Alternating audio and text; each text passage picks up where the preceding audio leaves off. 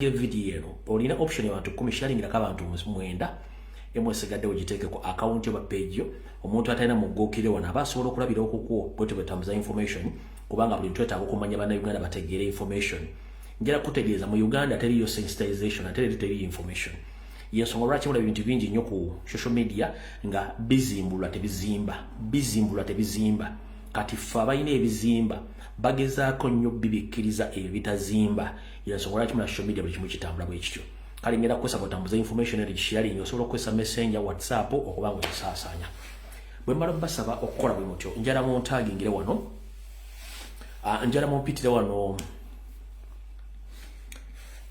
Yoseriti Bahabulwa mutabani we ne family yonna yabayekera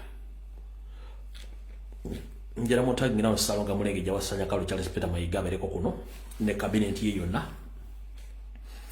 nsampe mpitire wano president wange Omulwa Kyagulanyi Center abere kuwano ku video eno nsawo omuntu yena aliranye Ssaabasajja Kabaka munnomere kutu amugambe nti muzukulu w'amazigero mbuyaze ani ensonga zaagala agayemu ati naye asobola okubanga azitegeera bulungi nnyo abalangira n'abambejja basaba ne banaava basabujja ku video eno n'abantu sekino bona basobodde lyoke tutambuza video bulungi nnyo ngenda kuyisa obulango bubiri then ndyoke ngende ku video eyatulese akalanga kasooka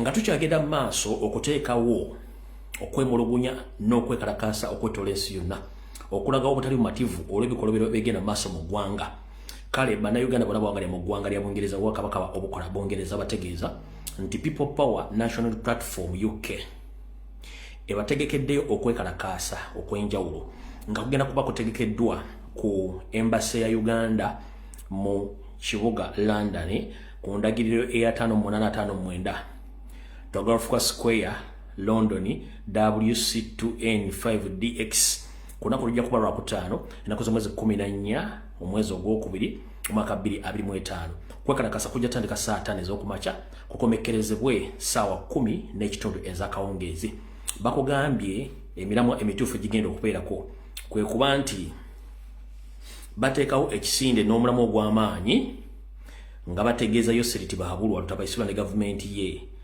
okusumula abasibe bonna ab'ebyobufuzi abasigala mu makomera era n'okukendeza okuwamba baganda baffe abawambye buli kanaku saako okukendeza oba okuggirawo ddala obuli bw'enguzi n'okwonoona oba okutyobola eddembe ly'abantu bannayuganda kankadde mu luzungu omulundi gumu dentogekera kalaka okubiri People Power National Platform UK demonstration. The demonstration will take place at Uganda High Commission, Uganda House, 5859 Trafalgar Square, London WC2N5D, London WC2N5DX. It will take place on Friday, 14 February 2025, time 11 a.m. up to 16:30 p.m. The themes demanding dictator Museveni and the government of Uganda free all the remaining political prisoners still in legal detentions, end abduction, corruption, human rights abuses, ash free political prisoners Uganda. Kekana akalango akasooka then tugere kalanga akokubiri lyoke tusimbule video nga bwe yatuleeseddwa olwaleero. Akalanga akokubiri kasoma bwe kati. The Australia and Swiss NUP chapter human rights demonstration against rampant abductions, torture and political opposition in Uganda. Themes: no police bond, no bail, gross human violation, weaponization of gangs, threats by Muhoozi Kanyerumwenge, beheaded Robert Kyagulanyi Ssentamu, demand for M23 to leave Uganda and Democratic Republic of Congo. The demonstration will countdown is 25 days remaining. It will take place on 18 February 2025 at Ugandan Embassy, Geneva, 13:30 to 15. United Nations at 15:30 to 17. For more information, please contact the organizer, Madam or Mrs. Mary, at her number +41 79 46 64 434. Ngamwe mutegedde abe Geneva n'aba Switzerland namwe akalango kammwe kayiseewo kati mba njagala tutandike program eyatuleese olwaleero. Mu program eyatuleese olwaleero njala sooka kuyisaawo kano abasinga obungi munkubidde amasimu ne mumbuuza bingi biki njala sooka kuyisaawo kantu kano. Ngenda kayisa ndowooza kankawo ekigula luggi bambadde sina kigula luggi nga saagala kibawo naye kambawo ekigula luggi mukama kagendera. Njala musaliremu ekigula luggi kino buli omu akisaasaanye we kinaagenda. Njagala ekigula luggi kino mu kisaasaanye kigende buli omu kinaagenda. Era njala kigende mbe enkyukakyuka mwenna. Njala kibasaaye nga muli bulungi nnyo. Ekisookera ddala njala kukijja mu lugero olugamba nti ekiswaza oba njagala kijja mu njogerere gamba nti ekiswaza omugagga kwe kutanaka entula. Ekiswaza omugagga kwe kutanaka entula. Lwaki ekiswaza omugagga? Omugagga be bantu abeera kasente nga balinawo kasente ku kyalo ku kitundu wabula nga yeesoma nti nze bwe mba njagala ente, bwe mba njagala ekibumba nsala nte, bwe mba njagala ensigo nsala nte, biki bwe bityo, mba njagala ennyama bwe bityo. Kati olumu luyinza okutuuka Katonda omwabya n'amufunisa okusinduukirira emmeeme. Wattu bagenda okulaba omusajja asinduukiridde emmeeme mugagga mu kifo ky'okuseseme okutanaka entula, okutanaka ennyama ate ng'atanaka ntula. Abantu bamubuuze watugandi gwe ekibumba otta nti lwaki ate otanaka ntula katasobola binnyonnyola olw'okuba nti abadde abeesomerako. Ndowooza nkivunudde bulungi ekitegeezebwa ekyo bwe kityo. Alright, kati ngende ku kigula luggi ekituufu. Njala kutegeeza bannayuganda mwenna abali e Kampala n'abali mu diaspora mu struggle. Yes. Muganda waffe gwe tukola emirimu gyegimu era nga munankyukakyuka Mpanga mwena mamanyiddwa nga Mpanga oba Map Media yawumuziddwa ku mirimu gye emitongole gy'abadde akola ku lw'eggwanga okuba nti akola ku ttiimu ya president ey'amawulire olw'ebyaliwo okufulumya akatambi akaali keemulugunya wakati w'omukyala Patricia Sewungu ng'alina omwami gwe bayita Muwummuza gwe tubadde tugoberera ebbanga lyonna nti abadde bamuteeka okugobera president. Mpanga yakola akatambi nga yeemulugunya najja n'akola video nga yeebuuza wabula akatambi ako ne kagenda ne katambula. Kati katambi ako bwe katambula ebiga bibadde bingi manyi nze sitta kibe nga sina kikene nyandusu yenkole yange sitta kibe nga sina kikene nyandusu ekyo kisikola. Era njagadde okukola ekigula luggi kino okutegeeza abantu nti muganda waffe Map Media yawumuziddwa okumala ennaku 30 nga tali ku ttiimu eyo. Yawumuziddwa okumala ennaku 30 nga tali ku ttiimu eyo bo ekikolwa kye bagamba nti yakola kikyamu. Wabula ebibuuzo biri wano mu kigula luggi. 1. Okusookera ddala tosala gwa kawala nga tonnawuliriza gwa kalenzi. Tosala gwa kawala nga tonnawuliriza gwa kalenzi. Waliwo kye tuyita okuwuliziganya okw'emirembe nti oyita akawala n'oyita n'akalenzi ne butuula nga bugasimbaganye n'obuuza akawala owaayi olubadde n'obuuza n'akalenzi owaayi olubadde buli omu n'akuwa sayidi ye n'olyoka ofuna okusala. Wabula bw'okwata akawala n'okabuuza n'otabuuza kalenzi n'osalawo ku lulu eba nsobi. Ngaffe abalwanirira amateeka n'ebiragiro eba nsobi. Mu nkola y'amateeka oyita akawala n'akalenzi n'osinzira ku byagenda okugamba n'osalawo okole okusalawo. Ekyo mukitegedde bulungi, ekyo tekyakoleddwa.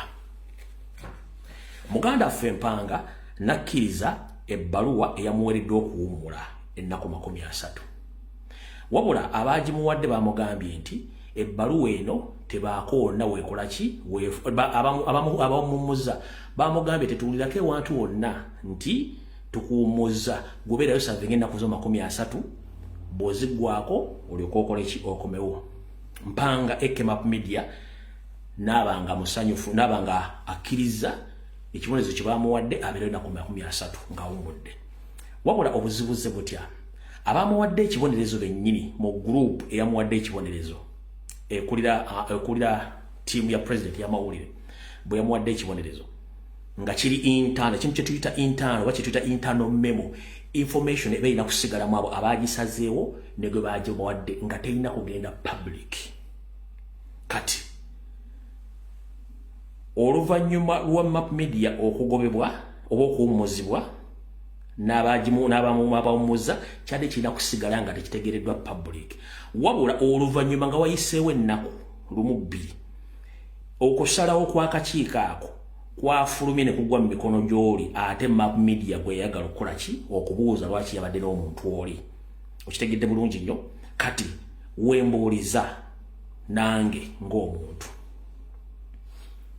gwe eyagambye yawummuza Map Media ngo yagala enserebe kutegeera Map Media natagitegeeza n'asirika. Information yali nkinze etya ate egende woli eyabadde avunaanibwa atalina mu kusalawo. Information yali nkinze etya etuuse woli gwe baali bavunaana nga ye teyatula mu meeting amusalawo. Njala bagaba ekigambo kimu nga nfundikira ekigulalo gye kyaleero. Ebiseera ebisinga tulina okubeera ne crisis management. Crisis management yakwasaganya ensonga zonna eziri mu mbeera ng'eyo. Ffenna tukola ensobi mu kwogera ne mu butakola ne mu ngeri yonna. Ne tumanya butya bwe tukwasaganya ensonga ezo. Ompulira bulungi nnyo. Naye gwe bw'ovaayo ate n'ogamba nti gundi tukuwadde ekibonerezo kino tekitegeezebwa public. Naye ate gwe mummwe mwennyini abakoze ekibonerezo ekyo ali ne mukirinkinga ne mukiwa omulabe oba omuntu oli gw'abadde yeemulugunyaako muba mukolera ani? Era wano wembuuliza information ekwata ku president n'enteekateeka ze eri seefu. Bw'eba internal memo eyabadde ebonereza mpanga Map Media yali nkinzi n'egenda mu mikono gy'omuvunaanwa. Information ekwata ku struggle yaffe ekwata ku president eri seefu ne president ali seefu. Bwebanga internal memo admissing ewumuza omuntu for 30 days yasobodde okulinkinga n'egwa ku muntu. President ali seefu ne byasalawo ne decision ne plan zetugenda okugenda mu kalulu oba.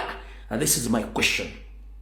Nchiddamu gwe yagamba nti ebintu bire bya munda ate information mugirinkinga. Information ekwata ku plan za Nuupu ekwata ku plan za president eri seefu. Era president ali seefu nammwe abakola ebintu ebyo. Yes, ffenna tugenda kukkiriziganya buli muntu alina ensobi. Somehow somewhere Map Media alina ensobi ze ng'omuntu. Map Media si Yesu Kristo si Nabbi Muhammad alina ensobi ze. Ekyo buli omu ensi yonna ekimanyi Map Media alisamu alinamu ensobi. Mu mirimu gy'abadde akola oba gy'akola ng'omuntu. Naye ali professional gye mulaze okulinkinga information nga mwekenyini mwagambye nti information era kubeera private. Ne mugirinkinga ku muntu oli gwe yali avunaana. Nga n'omuntu gwe yavuna temwamuteeka mu kaguli kumubuuza nti kino kyava ku ki mwe ne mukola decision ne mwe mulinkinga decision mba mukolera and then president ali seefu ne security z'ekibiina oba ne information y'ekibiina eri seefu.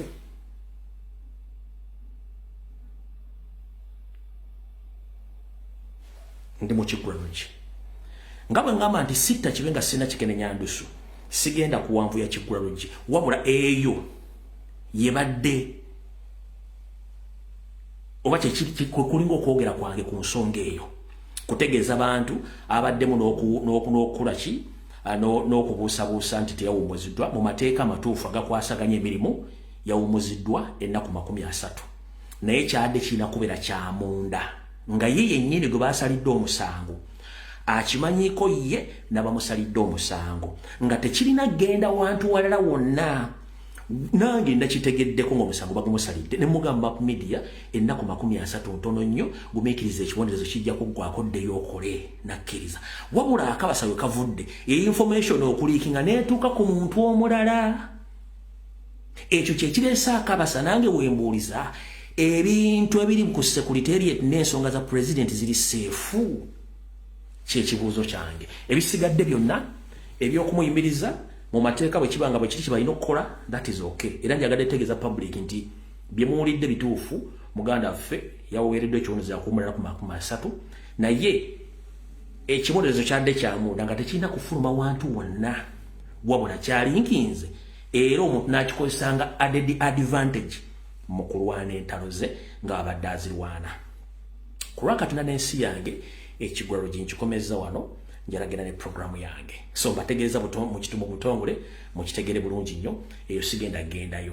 Naye ngenda kiwa obudde nkinoonyerezeeko osanga we naddira ku Lwokutaano nkiddamu osanga we naddira ku Lwokutaano nja kuba maze okufuna ekituufu kyonna kuba ku Lwokusatu nja kujja ne waliwo programu gye ngenda okukola ku Lwokusatu ngeri special waliwo abantu no ekiguliro gye kale ekiguliro gye nkifundikidde Sarah Kiwambuya wabula wiiki ejja ngenda gishedulwinga bwenti ku Lwokusatu nyinza okuba ne special program nga egenda kukwata ku injustices eziri mu family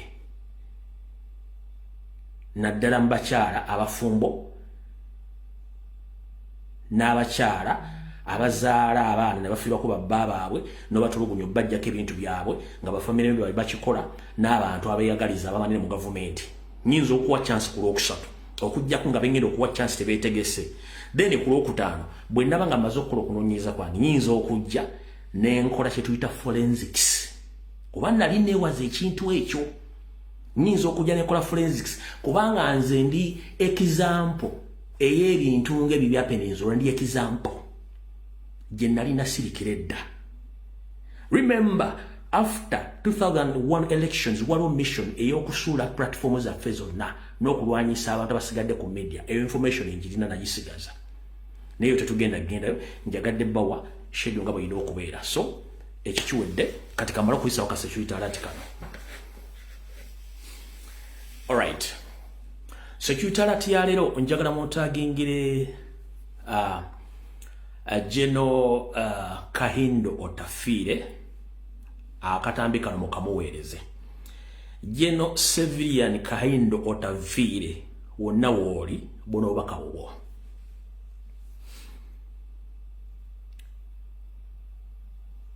Nkiddamu General Kahindo Otafiire wonna wooli buno obubaka bubwo.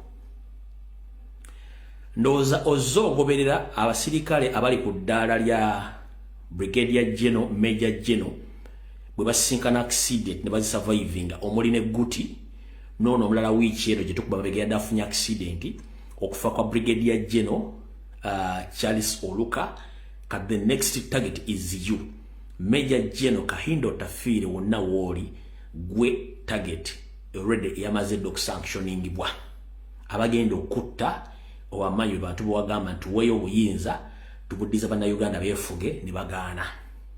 Njala kutegeeza oli target wabula ku security ekutambulirako kuliko enkwezenge bbiri.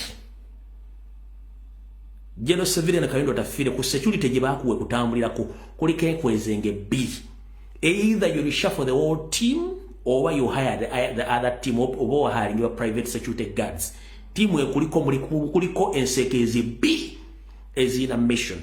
Mission esooka either to poison you eyokubiri ya accident eyokusatu ya masasi ziri ezi nze sifuluma information nga tegenda kutuukirira nkiddamu General Kahindo Otafiire ku tiimu gy'olina ekukuuma kuliko abasirikale abalina mission esooka ya butwa abakuli kumpi eddako ejja kuba ya masasi eyokusatu n'ensemba ejja kuba ya accident ku nfazi n'essatu olinako emu wabula eri current eriwo kati olina abasajja babiri ku tiimu yo nkwezenge either reshuffle that team or funeba private bodyguards abagenda okukuuma oba si kyekyo ne wantulabako nze abantu bantu bagati ate abasajja bali mu government no listen to me njala kubeera sincere bw'obanga oli muisiraamu nga bw'okola amazambi ogenda n'osoma edduwa Allah n'akusonyiwa bw'obanga oli mukatuliki ogenda ne weenenya abaprotestant azuula n'amadini amalala General Kahindo Otafiire y'omu ku bantu abalwana si mutuukirivu ng'abalala wabula amanyi history in case government yonna ekyuse biki bye twetaaga ompulya bulungi nnyo okumanya ebituufu biriwo ye nga ye essaawa zino yagamba tuweeyo obuyinza tubuddize bannayuganda yensonga lwaki baagala omutta ye bagamba tuweeyo obuyinza tubuddize bannayuganda era takkiriziganya na bikolwa byakujjoba opponents mu Uganda abavuganya Museveni ne bamujja baagala mujjawo nga baagala mujjawo ye kennyini abamanyi nze njagadde kuwa security alert gitegeere kati wenkomye ku security alert era ngenze ntandise video yange olwaleero.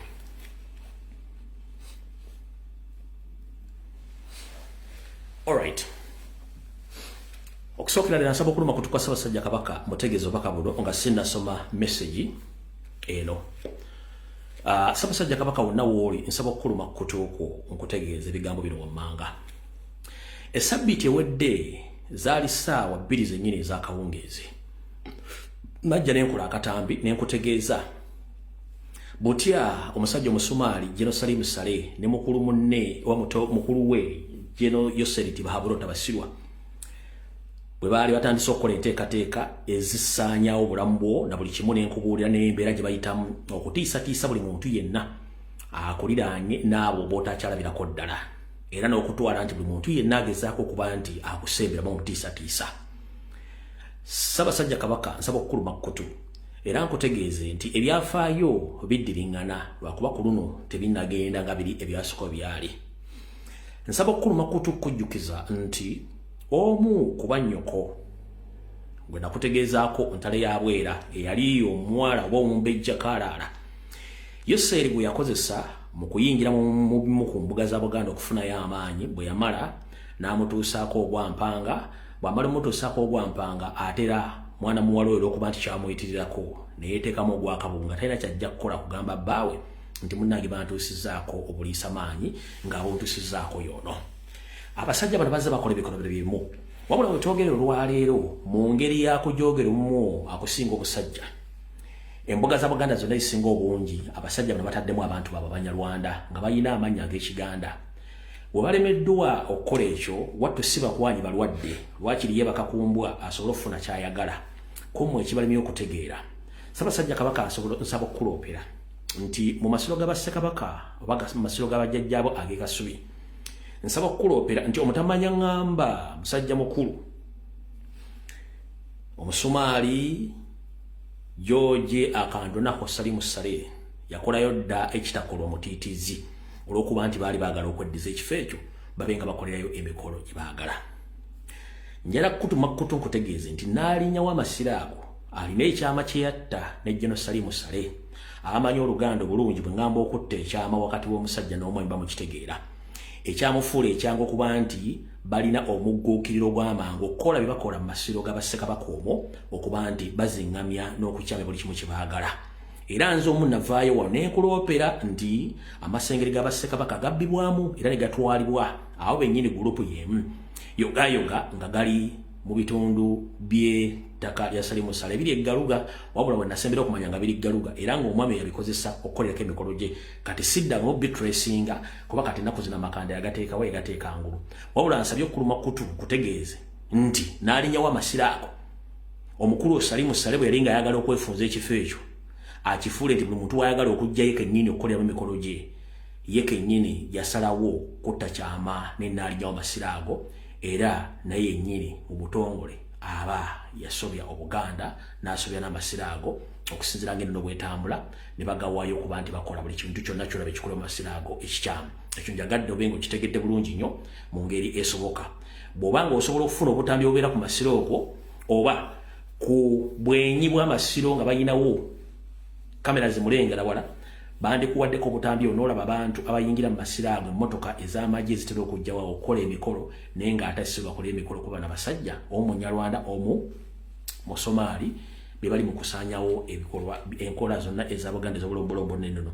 N'abalala bonna bagenzi nga batiisatiisa abalala bawadde ensimbi okuba nti babawa n'abasirikale okuba nti baguma okuba nti basaanya Obwakabaka. Mu nkola era eyakujoogera omumwa akusinga obusajja abasajja bano buli muntu yenna gwe balaba ow'amaanyi gwe wandibadde weebuuzaako oba okuyambako ku mirimu gy'Obuganda bagezaako mutiisatiisa. Wabula nga bweri enkola yaffe nti ffe wali omukka tusongawo nnyo olugalo okutegeeza abantu nti wajja kubaawo ki omuliro era gumala ne gutuukawo. Amawulire agafulumidde ku mitimbagano egy'enjawulo gagezeddwako nnyo obutatambula naye nga go gaafulumyeko. Nange butyo nga bwe sisiba zikweya njagadde Abaganda mbasomere ku mawulire gano bagategeere bulungi nnyo. Lwegana bagatuuseewo oba banaabagalemesezza mumanye nti okutiisatiisa kungi nnyo mu Buganda nti Obuganda baabuwamba n'abafutubaddeko tebakkiriza kintu kyonna kyankolaakulana wadde enkyukakyuka kigende mu maaso. Amawulire gano mwagasomye ku mitimbagano egimu naye nga nze mbage nti ewali omukka tewabula muliro ate n'okutiisibwatiisibwa kungi abagezaako okujjawo ebintu biyinza okukolebwa nabo bangi kati amawulire gano njagala nga basomere mu gawuli bungi mwagala byekodda nenjagadde nga basomere mu gategeere bulungi nnyo mu mawulire agali mu nkuubo gasoma bwe gati muwulire bulungi mawulire agali mu nkuubo gasoma bwe gati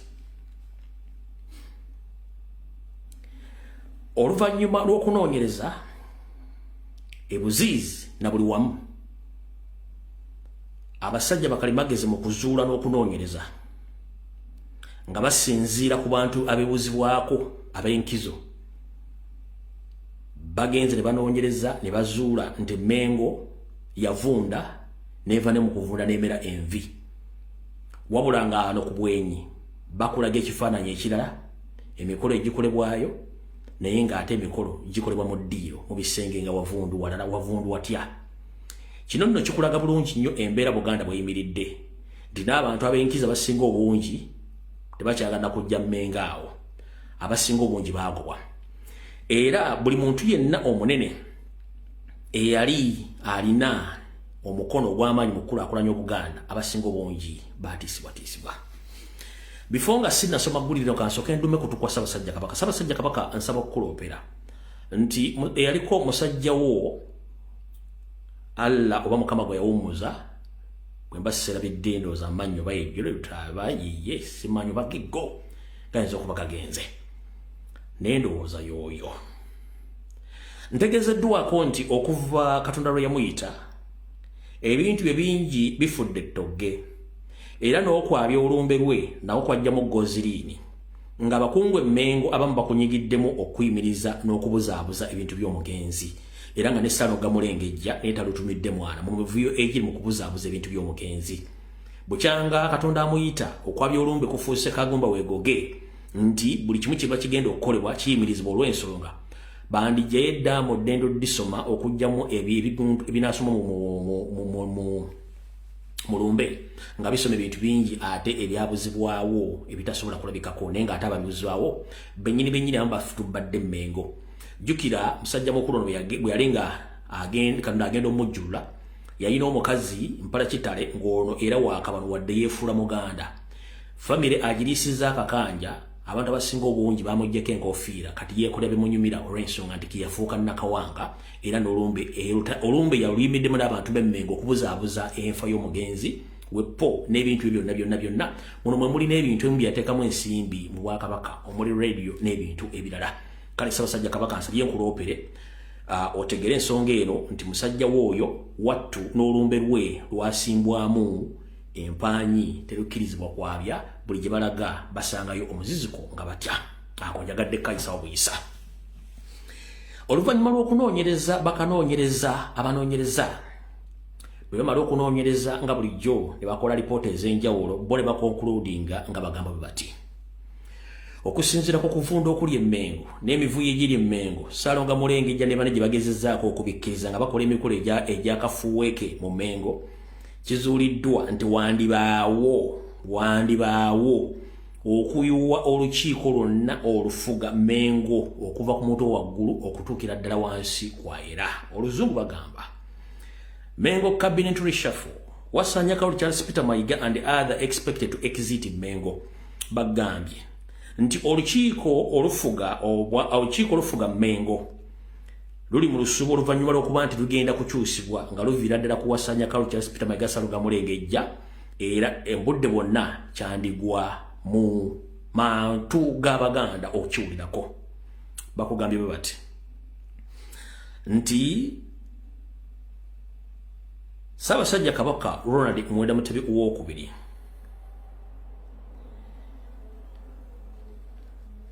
okusinziira ku bintu byayisemu ne byalabye n'abanoonyereza babadde nabo naye kennyini byerabiddeko kiyinza omuwaliriza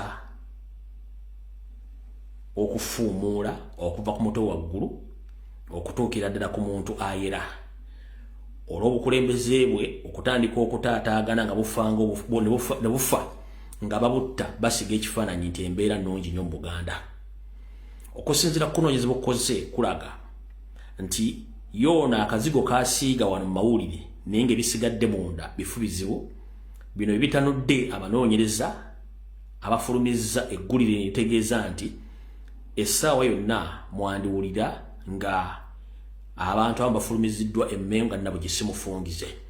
Wabula era nyongera okubajjukiriza ku ggulire lino lyekennyini temwerabira kutegeera nti okunoonyereza kuno kuba kwakoleddwa ne kufuluma ate era bo kennyini be bajja otteekawo omuziziko ogulemesa ebintu bino okutuukirira, kubanga si balogo balwadde, kubanga si bantu ba gavumenti balina kye banoonya nga tebakkiriza lwakiri bonna bakifiirwe. Ndoza mutegedde bulungi ensonga ezo. Awo sigenda kuwanvawo nnyo olw'ensonga nti buli kimu kiringa bwe nkibagambye bulindirize ku nsonga eneeba egenze mu maaso ku nsonga eyo. Awo saagadde nnyo kulwawo. Kansoke nzijjeko awo.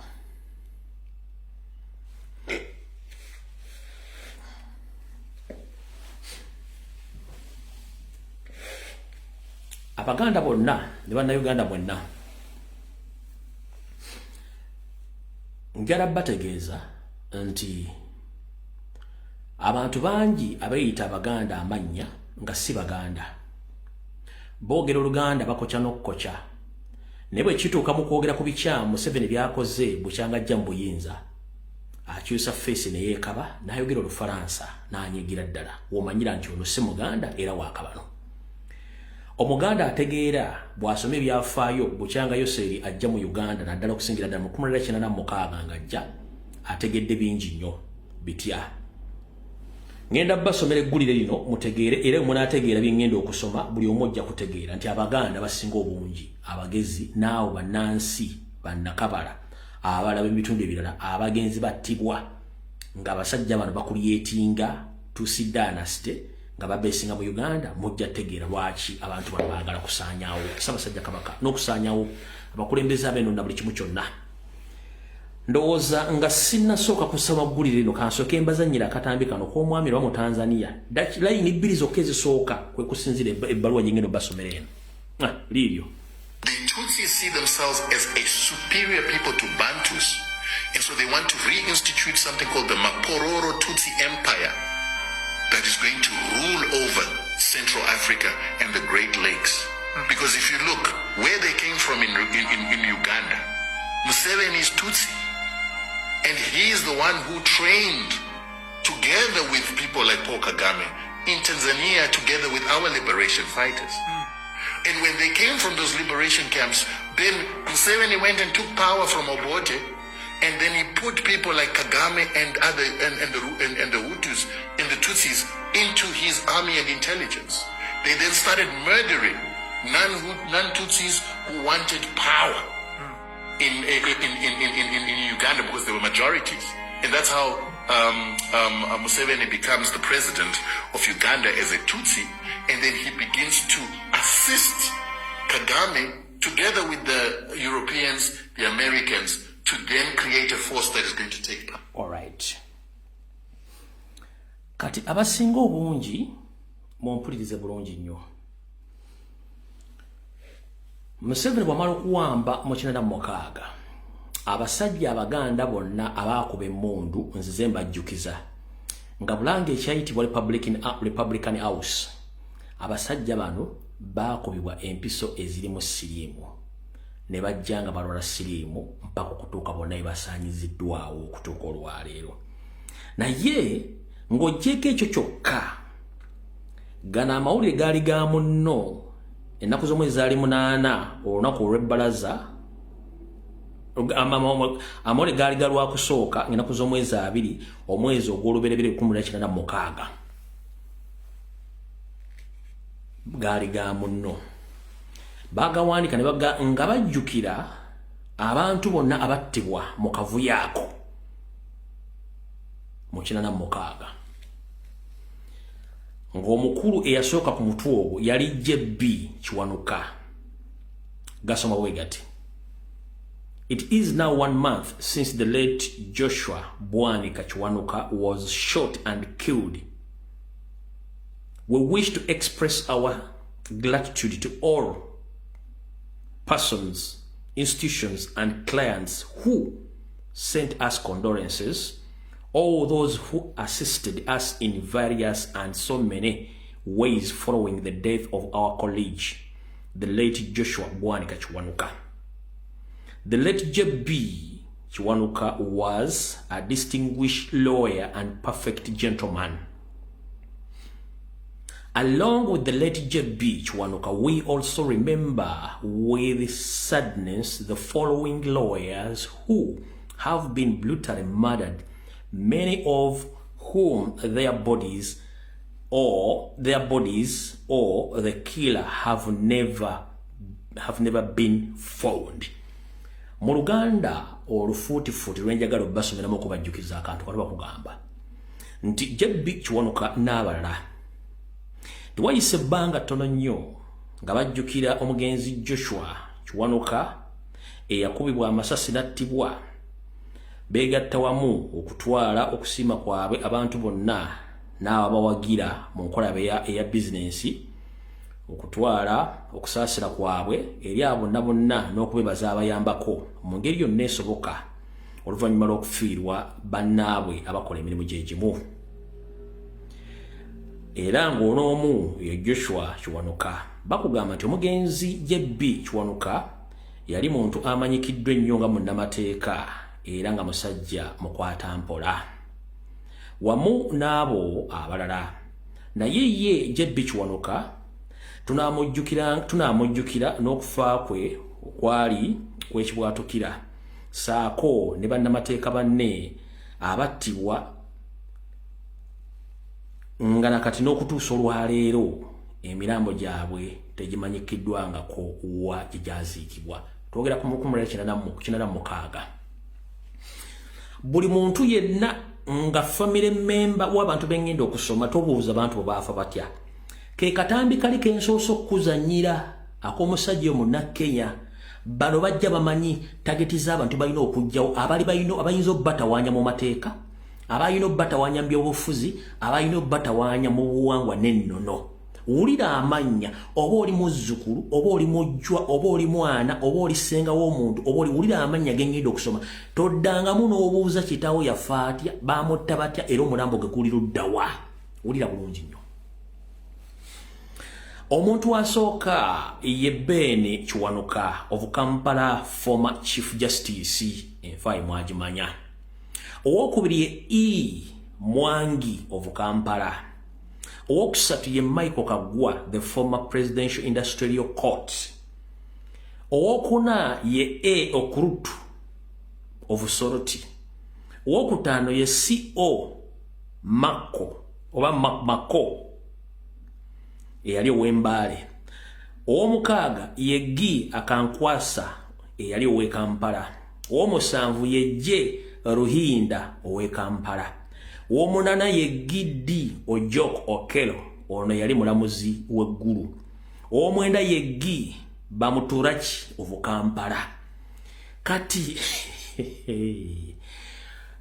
Jennifer Bamuturaki owa Uganda Airlines Director CEO ono yali kitaye wa Jennifer Bamuturaki. Yensonga lwaki Museveni yawa omwana omulimu ono nga tayagala family ya Bamuturaki bagijjukize nti Museveni kennyini yeyatta Bamuturaki.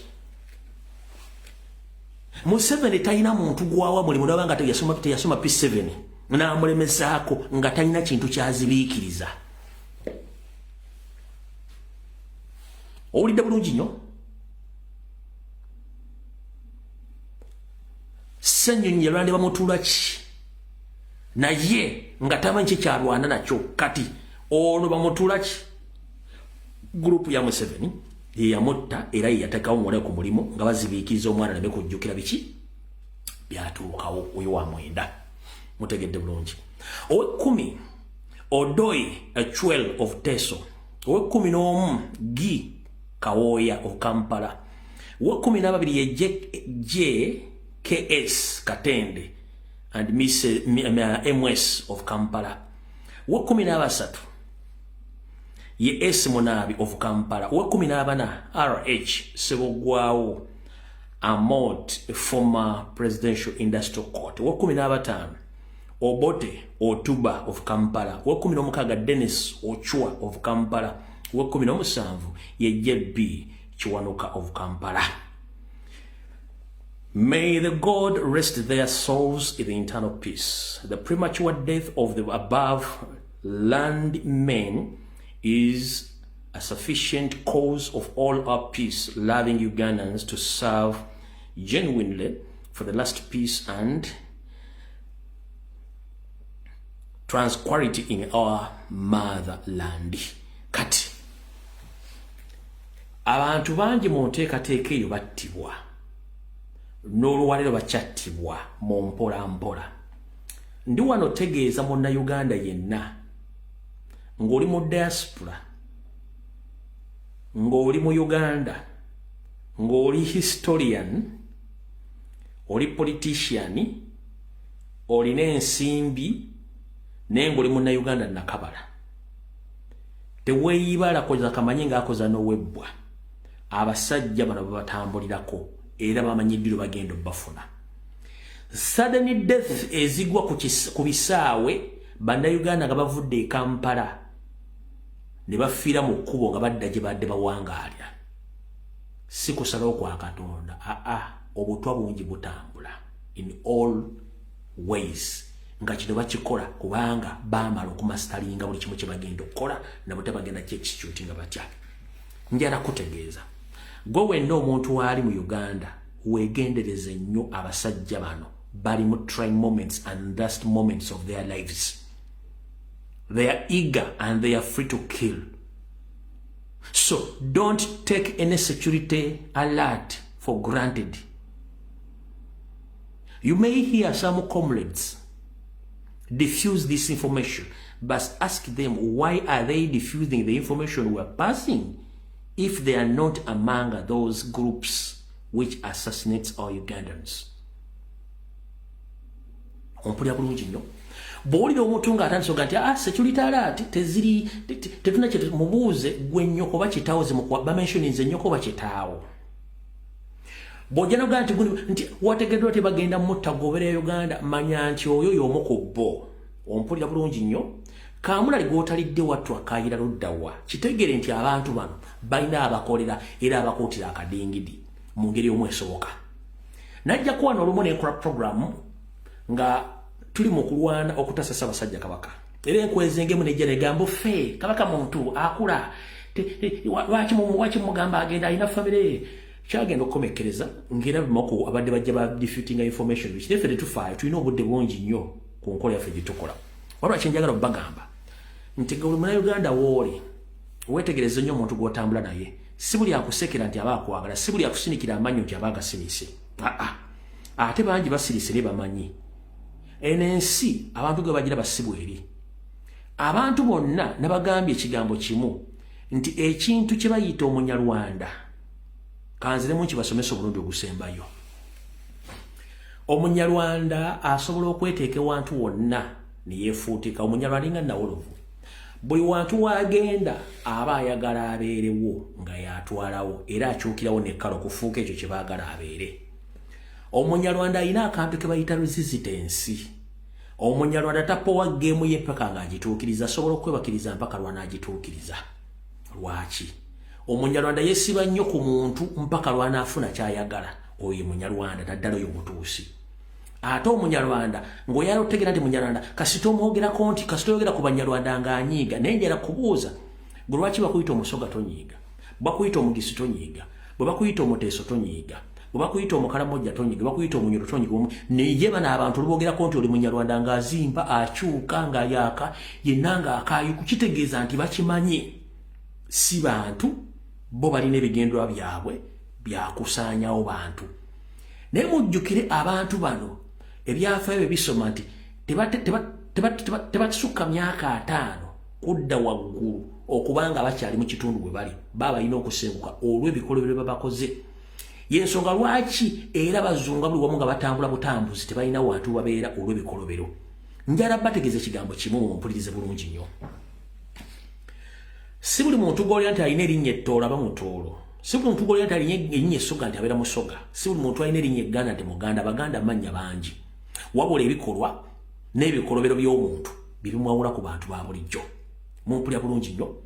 Bano abasajja baasanga ekintu ng'Abaganda tuli beewombeefu, Abaganda twaniriza na buli muntu ina tumukiriza okujja wali.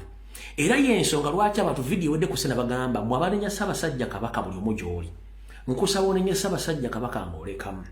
Bw'obanga okutte engatto za Ssaabasajja Kabaka ne bazikuwa nga bwe batendeka abakulembeze nga bw'ola musajja mukulu kati empologomento Ssemakokiro si muntu gwogenda osanga ng'avuddemu ekigambo. Musajja wattu atula bw'ati n'atunula bw'ati.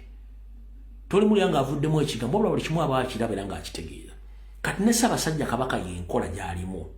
Ye yalowooza nti abantu bano bantu bwe bajja omutuukirira nga bazze n'ebigendererwa byabwe olw'okuba nti abatta kitaawe Ssekabaka Muteesa be bantu abakyali mu gavumenti yasalawo n'agamba nti kanneenyigire mu lutalo luno olw'ebisuubizo ebyampeebwa ku lupapula luno era n'abisayininga.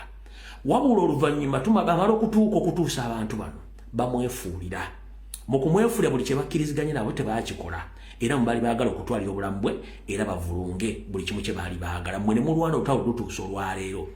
Kati gwe avaayo olwaleero n'ogamba nti kino Ssaabasajja Kabaka takiraba. Wattu Ssaabasajja Kabaka buli kimu akiraba. Naye nga mbagambye nti abasajja bano abaaka bano bamanyira balina oda. Tebamanyiiko mateeka. Lwaki tebamanyi mateeka? Ku lunaku olwokutaano lwa Juma najja ne mbagamba nga musagambizza nga bakinezezza okw'omusana mbu kkooti egambye nti ekkooti y'amagye eriwo mu bumenyi bw'amateeka era n'abantu abawozesebwamu bukyamu n'olwekyo baveeyo baddizibwe mu kkooti. Nabagambye mwe temumanyiyo seeri era temujja kutegeera Munyarwanda. Ne mbagamba mulinde bwe bataateekayo apiiru Museveni ajja kujja bagambe mwakoze byonna nze sibimanyi kubanga nze mateeka. Lwaki agamba nti mateeka? Kiri bwe kiti. Abasajja bano balina akantu ke bayita resistance ne superiority. Ye bw'aba agamba nti yalwanirira ekintu tasuubira n'olunaku n'olumu nti waliwo ayinza okukimuggyako. Ye ekintu kiba kibe kikyalubeera takikyusa. Kati Museveni n'abantu bakozesa mu gavumenti abamu bakuba n'empi. Era kyova olaba nze kooti bwe yasaze ne bagenda temusogombeza temwogera kubanga kimwogerako temukimanyi. Yennyini yabawa emirimu n'abapoyitinga era yabakoshoninga era yabawa ne decision n'amala n'abaswaza. Kati yabaswazizza bwe yamaze obbaswaza ani agenda okuddamu ayombe naye kubanga ajja kulagira omukuumi gwe yakuwa yennyini akukima akutte. Yensonga lwaki constitution ekugamba nti omuntu yenna ng'olina level kw'otuuse oli wa ddembe okuhalinga private security. Lwaki Museveni abantu abalina abasirikale abeno n'ababakuuma yabateekako abasirikale? Kubanga I'm a chief commander. He commands each and every group of armed forces.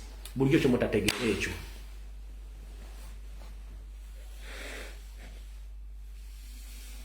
Wasanya Court Charles Peter Mayiga Salonga Mulenge jajja n'agamba mbu abazungu kwiba mukuumisa magye Netherlands bakuumisa magye wa mukulu Wasanya kankunyonyole. Obwakabaka bwa Buganda obulombolombo neno bwanjawulo ku bw'abazungu obwaffe bulala nnyo. Bwe twali nga bajjajjaffe bagazi y'Obuganda baakozesanga nnyago omuli n'amafumu n'emmuli okulwana entalo ezo. Era kyekyobuwangwa kye tulina yenwana yaffe. Emigemero wajjajja luvannyuma nyina tetwagikozesa nnyo. Ngera kutegeeza teri muntu asobola kuweebwa magye nga tasobola gawa komande.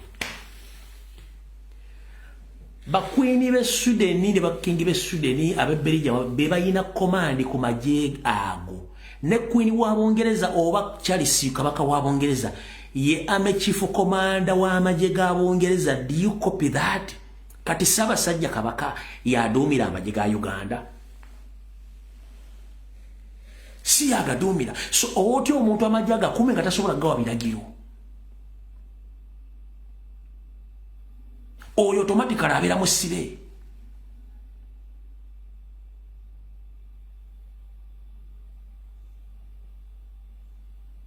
Okitegera automatically abeera musibe. Kati kyenkugamba mumwaddira amateeka ne mwogafuula kifuula nnenge ne mwoza abaganda tebategeera. Omuntu yenna alina odo giwa amagye agigawa yagaduumira. Abasigadde bonna be yawa amagye yawa orders oyo mukwate muti mumuyise bwe muti mukole bwe muti okujonga amazo gamba nti siriagala automatically nabijjawo. That is it. Kati gwali agamba Ssaabasajja Kabaka banaye ngaaludde okola kino yes buli kimu akiraba nabanyonyodde obuvono obuddo Ssaabasajja Kabaka waatuukiddaawo nabagamba si munyumya wabula Katonda bw'anaaba amukingiriza n'agumiikiriza Katonda n'amukingiriza n'atuuka mu nsi ensuubize alifuna omuntu we gwali wemboozi n'agibanyumiza ne mukakasa oba nze ndiba wendi oba ye aliba waali Allah yamanyi mujja tegere ebigere mbadde mbaga byonna bituufu. Omusajja ayise mu bugubi okutuuka olwaleero okimenye kye kitegeeza omuntu okujjako eddembere ly'obwebangwe ye nga yakulooleza omanye ekintu okujjako eddembere ly'obwebangwe oli naakulaga ekifaananyi nti toliiwo naye ng'ate wooli. Kati yembeera gy'abaddemu gy'agezaako okwezimba adde musajja wattu ayimirire waali.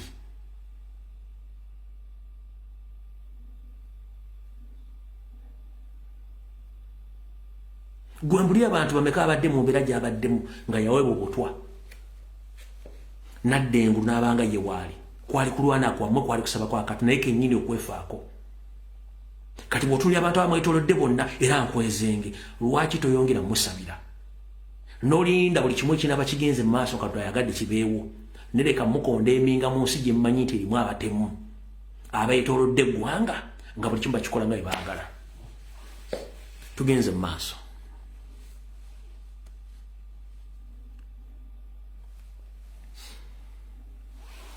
Kati Obuganda buno tebusanze bizibu leero wabula busanze bizibu okuva edda nga buwakanyizibwa. Kano kakubajjukiza era mugenda kwewuunya. Olwaleero mu byafaayo Abaganda n'abantu abalala abaali abateeketeeke beekalakaasa kyekyali kibeekalakaasa mu mwezi ogw'olubereberye ng'ennaku z'omwezi 26 1949 muwulirize bulungi. Mu mwaka gw'ol1946 waaliwo okwekalakaasa mu Bwakabaka wa Buganda nga abeekalakaasi bano abaali beesaza akajigere baali beemulugunya ku Ssekabaka Frederick Luwangula Muteesa mbu bamwekalakasizaako mbulookuba ye ng'omuntu yali akozesa ensimbi mu ngeri ey'ekyeyonoonero ng'akola ebintu eby'ebbeeyi ng'ate abantu be baakulembera nti baavu mponga byoya. Okwekalakaasa kuno kwaleetera abantu bangi okusitula ku maloboozi n'okwogera ebigambo ebikikinike ku nguudo z'e Kampala saako ne mbwenyi bw'ekizimbe Bulange Mmengo. Bagamba nga bati nti okuzimba ekizimbe Bulange Mmengo ensimbi na buli kimu ekyakozesebwa kyali kyakwonoona nsimbi era byonna byagenda mu maaso byateekebwa mu butambi n'ebiwandiiko okuba nti abantu bano baali beemulugunya ku nkola eyo. Era mu 1945 okutuukira ddala 1949 Gavana yali Binyonkondo mu biseera ebyo nga yali Mungereza. Mu 1948 nga Ssekabaka amaze okuva e Bulaaya okusoma bakkiriziganya okuba nti bateekawo okuzimba ekizimbe ekyo kibeere amatiribona era kibeere ekitebe ekikulu ekya Buganda. Era mu kunyigirizibwa okungi n'okuwakanyizibwa okungi enkola eno yagenda mu maaso ekizimbe kino ne kizimbibwa n'okutuuka olwaleero. Ensimbi ezaawomentebwa okuzimba ekizimbe kino mu biseera ebyo zaali obukadde 4.5 obw'ensimbi za Uganda. Biseera ebyo zaali mpitirivu nnyo. Kati goyinza okulowooza nti okusoomoozebwa kw'Obwakabaka Buganda kutandise leero kwatandika dda ng'era abazungu bakiteekamu omukka okulaba nti basaanyawo buli kimu tebaagala Buganda ekulaakulane. Naye nze mbuuza kati ekizimbe kye kyazimbibwa baganda baali bekalakasa nga bakumiddwa mu mukka gavana wa Bungereza mu kiseera kyaliko. Essaawa zino ani anyumirwa oba ani atanyumirwa ekizimbe gaggadde Ssekabaka kye yasalawo okuzimba mu bugubi ne mwekalakasa? Kitegeeza nti abantu bwe bakola ebintu ebimu baleke babikole olw'ensonga gye bamujja bifuna bulungi nnyo. Wasoso kira tujja kitegeera bwe kiri naye olwaliro ojja kitegeera bwe kiri.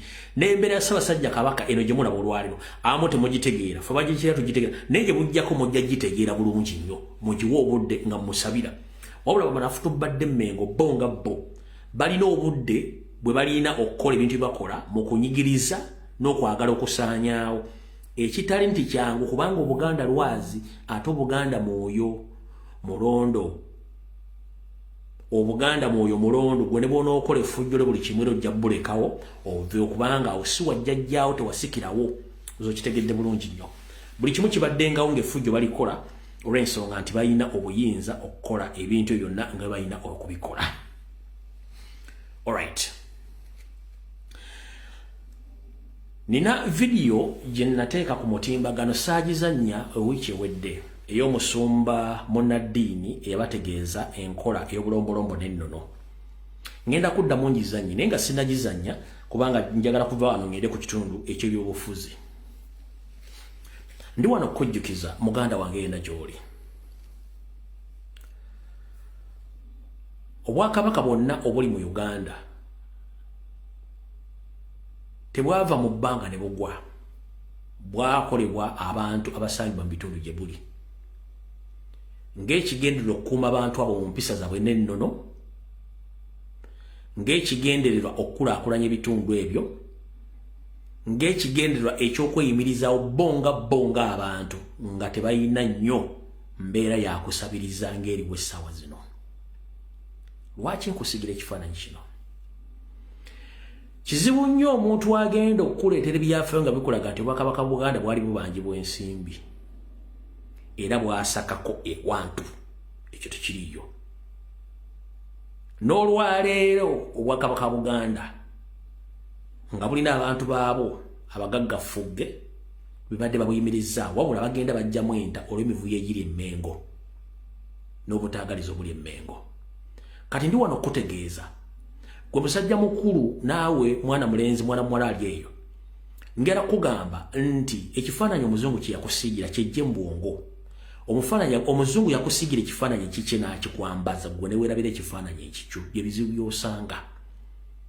Ebizibu by'osanga ebisinga obungi bakwambaza ekifaananyi ekyo baakuggyako ekitiro bakuwa ekijiiko ogenda okutikka lolo y'omukyanga oba bakuwa ejjirita ogenda ossala omuvule baakuggyako ekikyo ne bakuwa eky'omuzungu kitya.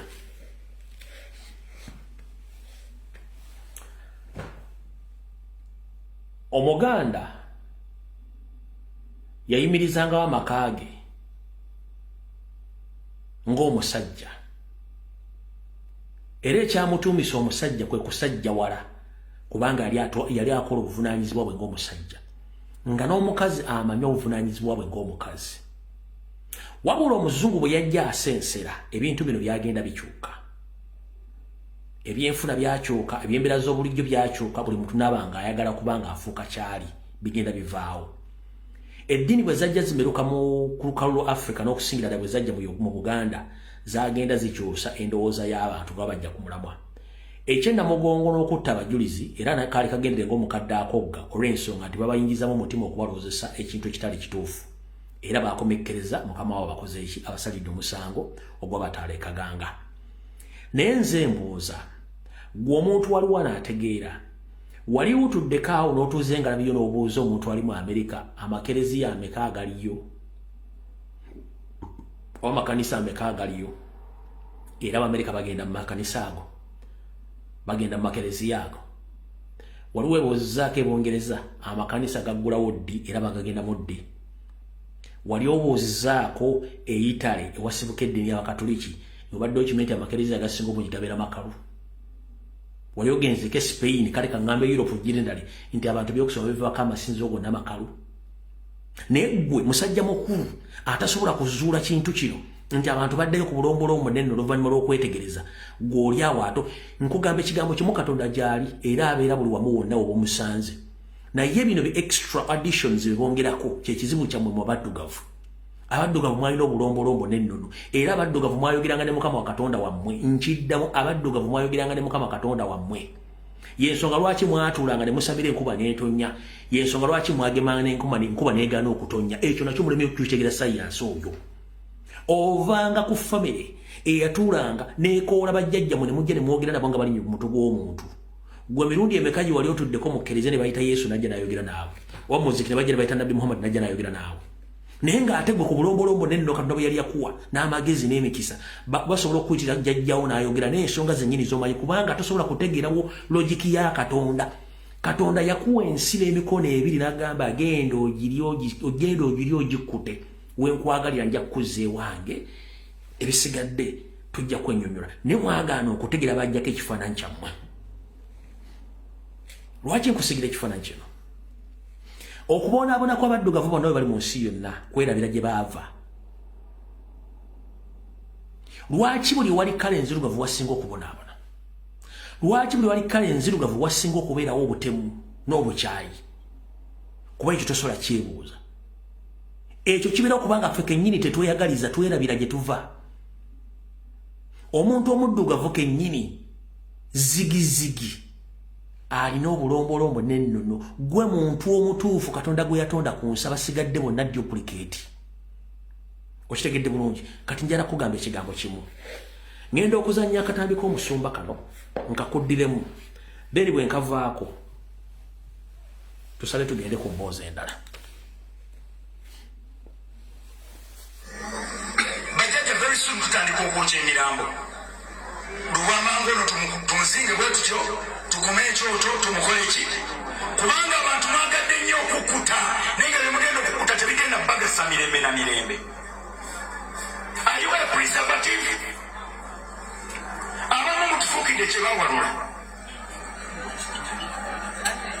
obuwangwa bwaffe buweddewo bwe mugenze ne musomako bye musoma biganya okutegeerekeka nze seesiba lubugo kale nange saagala kunzinga era Reverend Sebugenyi kankulamire ne mubuulizi Kasule wembasookanga okufandibwa A+ kofini ya bukadde abiri mbasigenda kudda Kasule nziika bulungi ompone ekyo nakyo kikole ki otuma omubuulizi gw'oyagala ewammwe Mukama yeebazibwe nze bwe nasomako bwe nagenda wa Pastor Tom Mugerwa era bwe nnima n'ebijja manzisa omukago n'emirambo nze banzaala mitiyana era bwe ngenda ewaffe Kaweesa Stanley Reverend bwe namuziika mu mulima Kaweesa si yankubye obwavu butasoma bwange bwe bumbonyabonya abamu ekibabonyabonya empisa zammwe temulina muli kimu kyendira emizimu okubya otya obuwangwa bwo kyokola abakazi ennaku zino emmere mugikweisamirawo ebintu bino biviira ddala mabega muli munnyo gwa bika byammwe okoze otya ekika kyo mwova okulaba nga kikyali ku mutindo zebekkanisa olupimama kimanyi newogende Kenya ku bigere nze Kimuli John Kaweesa nedgira Fumbe oba mpendo bulumpa oba tompa nekayo Mukama waffe Yesu yeebazibwe oziyisa otya bannaffe abasumba abalokola bali wano musome Bayibuli muzitegeere mugende mu theological colleges musome Bayibuli we munaabitegeera munaasomesa abantu bye mutegeera the problem musomesa abantu bye mutategeera nze nina ewaffe nze kyemulaba wano nyina obukulu ewaffe era ebaali bansumikira banyambaza lubugo olubugo wembandoota byange buloka zenkuwasiba okuba nasika mbonaabona byange ogenda n'olima ebijja olwazza emizimu ngagijjawa omuzimu gujjawa onkoze bulungi sibadde bulungi n'akatono Mukama akuwomukisa haleluya nolwekyo mugende mubeere omunnyo tupulisavu obuwangwa bwaffe n'ennono mu kitabo kino ekyenjagula mulimu ebyemizizo mwejja mukomya ogamba nti no bano bajjajja kuvuddewo gye bujja mugenda sanga omwana w'effumbi nga wasiza omwana wassengaawo kubanga bagaffe twalokoka era mukulokoka tetugenda mukumanyagana bafumba emmere bw'olya emmere ebaamu emizimu n'onoonyeza omuntu ky'omutuma nekikubula. Alright. Kanfundikira message eno tusatu tugenda mu general politics. One. Gwe muganda wange ali eyo njala kujjukiza tewava mu ggulu n'ogwa kitaawo ne nnyoko baasiimagana Katonda n'abakozesa ekikolwa ne bakuzaala kati teri muzaddewo nga Katonda amuyisaawo mmudde nga obudde buweddewo ate asobola kufuuka muzimu gwe gw'ogamba togenda kuguziika oba kwabya lumbe oba kulima kubijja nedda. Obusimu bwaffe ng'abaana ababasigadde ku nsi kwe kugendanga n'olambula ku malalo ga kitaawo n'ennyoko n'ogalimako ng'okusiima talina kyasobola kukola kubanga oli asigadde ki muzaddewo. Y'ensonga lwaki ne bw'aba afudde ogamba nti taata wange amannya ge ye gundi eyawummuzibwa egindi. Lwaki osigala omwogera kubanga y'ensibuko yo era bwe buwanga bwona ennono ekikulaga nti ono yakuzaala. Singa aba afudde bandiga nti amwejjeeko toddamu mwogerako nga famire eddako gwe gwetandikirako nno kikulaga ensibuko yo. Oli takulimba nti okwabya olumbe kuba kwabiza mizimu nno ekyo kikyamu. Obulombolombo bwonna nno butuloga nti okwabya olumbe buli muntu yenna kaabere maama wo ng'afudde alina okuba alina omuntu amuddira mu bigere. Kaabere ekito ng'afudde alina okuteekebwako omusika alina okudda mu bigere. Okutambuza omusaayi n'okutambuza obuvunaanyizibwa n'ensonga enkulu mu famire ziba zirina okusalibwawo kye kitwabiza ennyimbe. N'okutwejjako emizizo oba okutwabyako emizizo oba ebibambo bijja mu luggya. So tekiba nti kya sitaani nedda. Tekiba kya bulogo nedda. Njagala obategeeza musigale ku mulamwa tabaawula ku nsonga za buwangwa n'ennono n'okubajja ku bwakabaka bammwe. Lwaki twakubiriza okwagala obwakabaka n'obukuuma n'oyo yenna abulwanyisa mu mulwanyise? One. Ennaku zino abantu bangi bagibwa ku mataka. Kabaka atagoba bantu ku mataka ng'oggyeko mayiga bino byakakola. Kabaka abantu babaagala kyenkanyi. Kabaka ayigiriza abantu okukola atya. Nazzi kuno nga mu Buganda tubeera n'omusiri nga gwo omusiri ogwo ogw'emmere ogulima guba gugwo naye ng'omusiri ogwo gukwatagana ku bulombolombo nene nno obubwakabaka. Lwaki? Eriyo famire nga mukulya teri abakwatira nsawo. Naye guli omusiri bwe gubaawo ng'omusiri gwa bwakabaka omusiri gwa kabaka weeguli oba ogwa Nnaabageka kiba kitegeeza nti oguli pulizaavinga naye nga guba gugwo kuba tagenda gukima. Kyekyakuyigirizanga okukola. Nze mukitegedde bulungi nnyo. Awo katuveewo olw'obudde obufunda tusale tugende mu byobufuzi. Naye nsaba musabire nnyo Ssaabasajja Kabaka mu ngeri yonna esoboka era ensonga muzitunuulidde nnyo n'okuba nti kyonna kye muwulidde ekyo mukwatako mufulumya amawulire gatambuza kubanga naffe olumu tuyiika Windows nga tetuliiwo naye ate emitimbagano mingi kati abaana boogera ensonga zino n'okusinga ndibadde ozitegeerera. Alright. Kati tuzaze tugenze mu byobufuzi.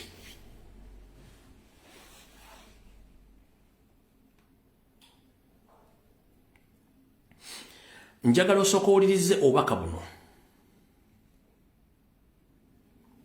Ono musajja omukulu atalina kitayo mu Uganda talina nnyina Felix Kulayiye ng'ayogera ebigambo bino.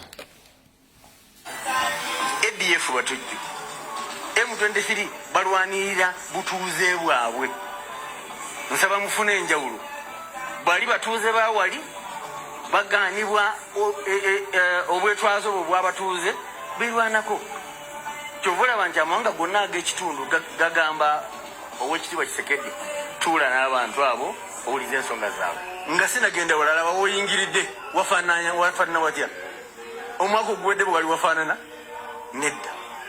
Namba 2 buno obukugu bwe tugenze tulaga mu kuzimba mu kujjanjaba kati bwe tukola mu buddu endwadde za buli ngeri zonna n'okulongoosa abalwadde obukugu obwo tubufunye emyaka gino.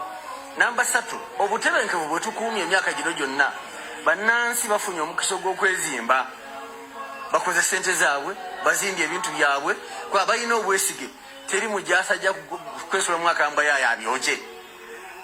Buli akoze ssente ze atambula nazo nga teri amuntu ataaganyizza. Sijja kumalira yawo tutandise kati ekitundu ekyokubiri. General Felix Kulaije ne banno banyarwanda bannamu abajja okuwamba eggwanga Uganda. Wetwogerera olwalira amagye poliisi bijju ne basajja banyarwanda. Bannayuganda mwenna abalina baganda babakola mu poliisi bitongole byenjawulo. Bw'olya muganda wo nti yeetuze oba yeekubye essasi. Kiki ekigenda omwekubye essasi? Omunyarwanda Museveni ne banne baddidde poliisi ya Uganda yonna baagikozeemu akatabanguko. Jjukira baganda baffe bano bamaze emyezi n'emyezi nga tebafuna musaala. Babataddewo programu gye bayita sub-county police oba sub-county police deployment. Sub-county police deployment Museveni bwe yawulira tugenda kukola ekigambo kye bayita oba tugenda mu kalulu nga tukaita pre-toast vote. Museveni ne banne baatudde bagamba nti okugezaako controllinga singa abantu babagenze mu protest vote. Yataddewo poliisi ez'ekimpatiira ku buli gombola okwetoola eggwanga lyonna. Yataddewo poliisi ez'ekimpatiira okwetoola eggwanga lyonna. Naye nga poliisi zino yazitaddewo n'ekigendera ekyokufruswatinga abapoliisi ba indigenous ng'abatwala mu bitundu by force. Buli gombola yonna weri kati bataddewo abapoliisi 88 ku 10 by force. Abamu tebalina ebasula, tebalina kaabuyonjo, tebalina kibe basengula kifuba. Nfunye ripooti ezindaga nti abapoliisi abasinga obungi badduse. Abalala beetuza, abalala beekubya amasasi. Omusajja okutuwala ku ggomola nti awo tukudeployinze, toyinaawo tenti, toyinaawo mmere, olina mukazi wo, olina abaana. In fact bakola ekintu kino kiri suicidal, naye nga njagadde kibategeeza nti bakitandise. Kati nombo agamba nti M23 balwanirira ddembe lyabwe, naye nti ADF oba koni batujju. Felix Kulaije njala kutegeeza M23 banyarwanda bannammwe abaagala okweddiza enseetali yaabwe. Naye njala soka kujjukiza bwe mba sirabidde mugamba nti ADF eri mu Congo. Si bwe kiri? ADF eri mu Congo. Ne mugamba ne Kony ali mu Congo. Naye essaawa zino abantu bamuyita abatujju bo nga tebeenyeenya kubanga mwali badde mwanga mwasaba ssente ogenda okunoonya Kony yababula. Mwaleta kawunda suit na kyangwe. ADF agikulira ali luzira. Tekyanyega wabula mwate mwadeployinze kubanga mwataddeyo backup. Ndi wano tegeeza eggwanga wetwogerera olwalira kawungezi kaaliro. Okusinziira ku sources zange ku border ya Uganda ne Congo, Museveni ne munne Kagame basiyingiza amagye e Congo ng'amagye gano gakyusiza uniform ez'enjawulo nga uniform zino mpya. Nchiddamu. As we speak today, Museveni and Kagame, they have deployed the so-called UPDF, but those forces are going to be joined by the M23 to keep on forcing the Congolese government to leave power. Today, at the border between Uganda and Congo, Museveni and Kagame, they have deployed heavily with the new weapons, and those forces they have already entered the Congo right now today. So, bana basajja tebakubuzaabuza ekintu kye basindika bakimanyi bulungi nnyo. Onde bw'omulaba nga yeebuzaabuza nti amawulire tegamwogera kamawulire googera ku Kagame, totta kibe nga tonna kikemenya ndusu, buli kimu ensi ekiraba. Wabula nze nina essuubi okubagamba nti ekintu n'ennyana kiva mu kibeere kitya. Omugenzi Idi Amin Dada amagye agamukuba gava Tanzania oluvannyuma lw'okwepampalika nti ayagala kulumba Tanzania ekyavamu akiraba. Kyandibange byaffe biyinza okuddiŋŋana mu biwemu akaseera katono nnyo mubirindeko kubanga n'abasajja beefudde bagezi nnyo naye kinava mu yibeera kamujja kitegeera mujja kikondyako ebiri. Omukulu ono Lutamaguzi obaka bonna batereddeyo emisana nga mubulaba. Musajja ono ayogera ensonga zino ne muziyita ez'okuseka. Njala bazannyira katambi kano mukategeere bulungi nnyo. Ebiri e Congo bigenda tuuka wakati. Abasajja bano abayingidde wano beerituli abayitirivu, Abaethiopia ne abayitirivu be bayingiza wano, Abasudan bw'olabye ensi yaabwe efuna ettaka. Ensi bw'oba oli mugwira ettaka balikuwera ku liizi. Naye kati abagwira bonna kati ettaka bagulanga bwe baagala babawadde emmundu babawadde sente beetirawo ne special funds ezaabwe ez'okugula ettaka naddala wano mu Buganda ebitundu by'Ebunyoro n'aweetoolodde bw'obadde okimanyi open door policy yeri wano n'okufuna ettaka sebo nze anti credited for what? That is one of Museveni's agenda.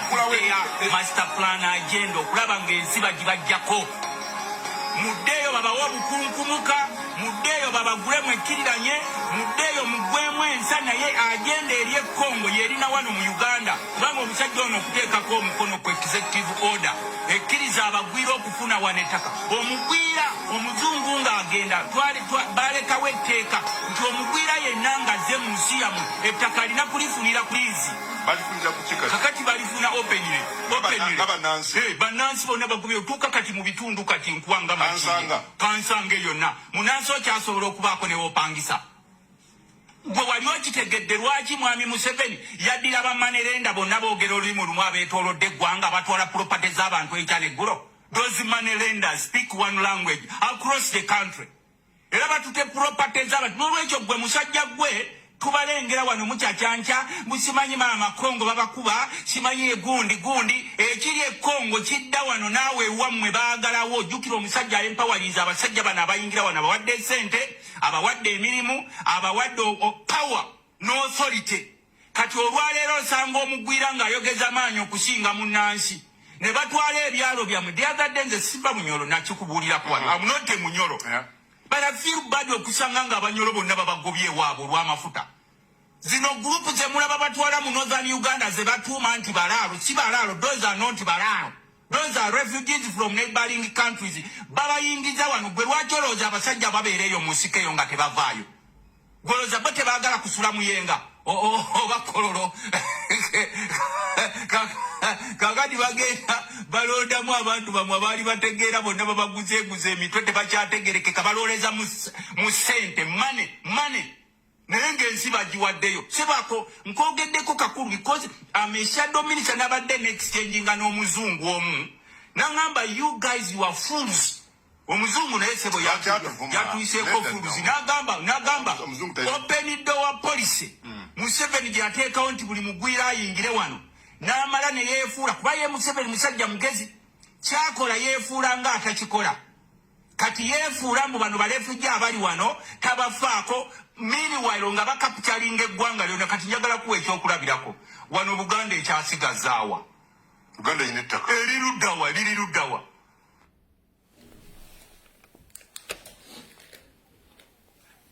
Gwe wenna eyeeyita musajja wa Kabaka ng'oli mu diaspora oyambadde eminagiro baakuwa obukulembeze. Nsaba Ssalonga Mulengejja batanabafubutula Mmengo lwanajja omubuuze ettaka lya Buganda erya Buganda liri luddawa akunnyonnyole. Naawe omukiise ali agenda mu lukiiko lwa Buganda Mmengo nsaba mubuuze Ssalonga Mulengejja ettaka lya Buganda liri luddawa ng'oggyeko olubiri lwa Ssaabasajja Kabaka olw'Emmengo ng'oggyeko amasiro g'Abassekabaka ag'Ekasubi. Buuza Wasanya Karoli Charles Peter Mayiga mu lukiiko mbuuze ettaka lya Buganda liri luddawa alikulage we liri. Nkubuuza gwe wano ali wano genda obu before nga Wasanya tannajja ettaka lya Buganda lyali visible nga limanyikiddwa bwe liri lyonna lisaanyiziddwawo n'ettone lyali lyabikirwawo gamba ng'eggaluga no eno ekigo n'eryali essentema ye kenyini aliteekamu projekiti ze nga ssente azijje mu state. Kati njala kubuuza buuza omusajja oyo ettaka lya Buganda liri luddawa. Obubuuzo baali kubula jina wagenda odde kugamba we liri. Je nsobola kibaagala kutta Ssaabasajja Kabaka ne tubibagamba temwagala kutegeera mugati aboogera propaganda. Nkubuuzizza ettaka lya Buganda buuza omukiise Mmengo buuza minisita Kabaka buuza Mayiga ettaka lya Buganda liri luddawa alikubulya bwe liri.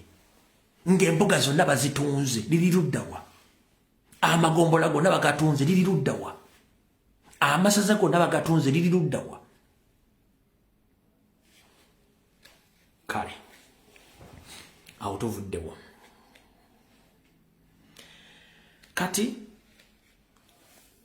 akatambi kano ngenda kukazannya gwe wenna ayagala okutegeera Omunyarwanda omutuufu n'enkola yaabwe video ya lero njagala mu katambi kano kingenda okuzanya ka Pilato yabadde ku France 24 njagala ulize ebigambo byayogera otandika okuzza ekifaananyi kya buli muntu yenna yeeyisa mu mpisa Pilato gye yayogeddemu ogenda tandika okumanya abantu baakabano n'ebigambo tubali tubagamba simpuli ng'obijja kubo bennyini n'ebikolwa byabwe.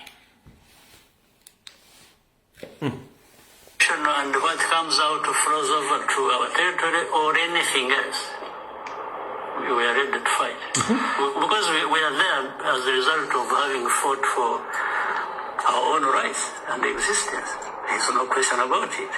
So we are not shying away from saying if anybody finds us or threatens us, it's not a secret. Are you afraid of Western sanctions because of the presence denounced of your troops in DRC? Let me tell you this.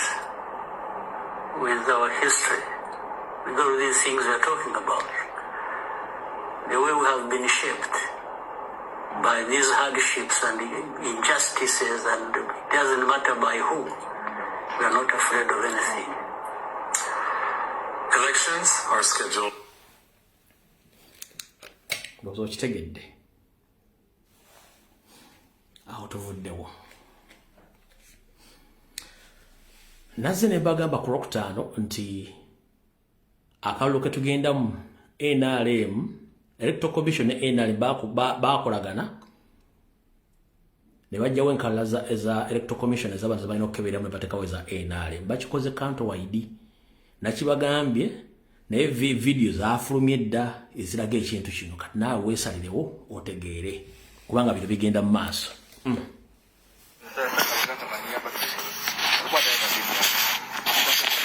Kakati wano waffe waka wenzaliwa twali tambula abakyali bange bano ne bampita ne banyimiriza ne bangamba ne mbabuuza mwamaze okwewandiisa mu bitabo okufuuka abalonde ne bagamba twamaze ne bangamba mulondera wa bandeeta wano mutimu balondera wano kyalo bakiyita bali nange etu wano balondera wano kakati wano banga balondera wano kitegeeza register ya Electoral Commission erina okubeera wano.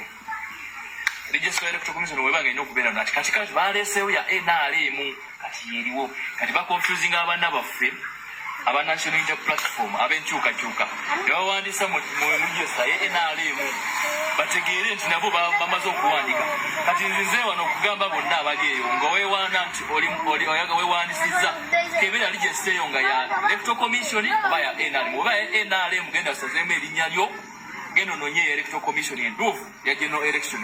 Nekyo tukivumirira abateekateeka by'obululu nti kino kikyamu nnyo wano wetuba nga tuli ku-updatinga register gyaffe nga ku-updatinga general election ate temuli confusing n'ebintu byanera mukuba tetubulaminga kwenaali tuli ba National Unity Platform tuli mwankyukakyuka emesigi njagala okuyisaawo etuuke paka ku president Excellency Kyagulanyi Ssentamu. Loza mukitegedde bwe tubagamba ebigambo wano muga gundi yayogedde bw'ati eyo yembeera nga bweyimiridde ku ground. Kati buno bwebubaka bwange bwenjagala okuwa bw'essaawa ku lunaku olwokutaano njagala mumpuliriza bulungi nnyo very carefully era njagala obubaka buno mbusindikire chairman Nyanzo wa Kunga mu busindikire ne General Secretary Mukulusi Bongoya obubaka buno batuukeko bulungi nnyo. General Secretary nkulamusizaako ne Mr. Nyanzi Chairman Nyanzi wakunga balamusiza constituent buli bulungi obaka buno njala obasange bubatuukeko bulungi nnyo atwolekera akalulu ka 226 ka protest vote wabula constituent akalulu akawedde twafunamu ekyokuyiga era buli ekimu ekyokuyiga akimanyi ndi wano bategeeza nti akalulu akawedde twafuna ba councillors tufuna ba chairman Rosifiri ne bambi ba parliament abasinga obungi batulyamu olukwe era bakansala bagende wa Salimu Salawala bagende wa Museveni ne bambi ba parliament baba tene bagenda n'abalamu bamanyi physically tubadde nga tujja tusomesa ebyokulonda tusomesa biki n'okukola information ya struggle emyaka kati gigenda mu 5 nga ffe tulemeddeko wabula nga ba MP bakansala tekuli n'omu asobola kukola information ya struggle buli nga basirise era ffe tetulina nasubira kwesimbawo wabula mwe ekifaananyi kye mulaba essaawa zino kyekifaananyi kyandibadde kisiigibwa olwaleero. Nandiroozezza nnyo nti essaawa zino ng'omukulembeze bwe yatugamba nti tugenda mu protest vote, buli muvubuka yenna abaddewo enkyukakyuka ng'alemedde ku nkyukakyuka ajjeyo ezambalibwa asobole okwesimbawo, kyekyandibadde ekifaananyi kino gye kisiigibwa. Era n'ekifaananyi kiri ekyandisiigibwa dda olwaliko okusomesa abantu protest vote. Lwaki? Tukimanyi bulungi nnyo nti bannabyabufuzi abasinga obungi baagala kaadi so tebaagala kujjako Museveni. Lwaki? Olwaleero njagala bategeeza mukulu Nyanzi ne General Secretary. Kaadi zino olwaleero ezigenda otandika oku-issuingibwa zisemanyiddi naye nga kaadi zino zigenda kuba zitandika okugabibwa. Ffe tetutunuulira nnyo kaadi, wabula tutunuulira nnyo abantu abadde okulwa struggle, tutunuulira nnyo abantu abalina omulamu ogw'okujjako Museveni nga tebabeesinze mu kalulu. Ngenda kubasaba ekigambo kimu. Okulonda kuli okuwedde kwalimu bigambo bingi, kaadi zaatundibwa, kaadi zakuloba ki, ne tugezaako nnyo okugezaako okudiffusinga information eyo. Tetwandiyagadde kibe kyekimu. Ngenda basaba General Secretary ne Mwami Nyanzi. People Power National Platform amaanyi gaffe gali mu bantu. Mugende mukole visibility studies okuva ku LC1 mpaka ku national level. Ng'abantu bennyini ku kyalo, ku Muluka, ku Gombolola, ku Masaza okutuuka ku national level be babobolira abantu abadde baagala enkyukakyuka n'abaagala okujjako Museveni. So si muntu kuva mu bbanga ng'ayagala kaadi nga ne ku ground taliiko. Nkiddamu, si muntu kuva ku gyavudde mbw ayagala kaadi nga tabadde na mu struggle, takoleredde bantu nga ne ku ground taliiko. Kye bayita okukola feasibility studies kwe kuddayo ku ground okunoonya abantu baagala ki, ani gwe baagala, kikyabakoledde, kikyalinawo nga wankyukakyuka. Tulinamu enkwezenge ezirina ssente okuva mu gavumenti nga ziise mu DP buloko mu DP nga bakoze structures nga bo balinze bulinzi kuwamba kintu kino. Tekyanditunyumidde nnyo bantu kujja tugwako kiyiifuyiifu nga baagala kaadi wabula ng'omulamu wagwe bakusigwa kujjako Museveni. Mbeegayiridde nnyo senga vanga vuddemu tetwagala kudda mu buvuyo bwasookawo luli. Mbasaba mu kaseera kano buli muntu yenna agamba nti Yesu liya nti ayagala kaadi. Protest vote mugisomesezza abantu. Agenda okujja okwagala kaadi obadde ludda w'ebbanga liri lyonna. Mukimanyi bulungi nnyo bakomredi kati posta ezisaba okubalonda 2026 zisinga message y'enkyukakyuka etegeeza abantu balina okujjako Museveni. Mukimanyi nti posta ezikubiddwa simanyi 2026 zisinga message etegeeza abantu balina okujjako Museveni nga tukozesa protest vote. MP yenna oba yandiyagadde okujja okwesimbawo yandibadde yakoze dda official message ng'ategeeza abantu okugenda okukebera enkaza abalonzi, ng'ategeeza abantu tugenda mu protest vote, ng'ategeeza abantu tugenda kujjako Museveni by all means, so si kujja kukubisa posta zammwe tezina kintu zitugasa.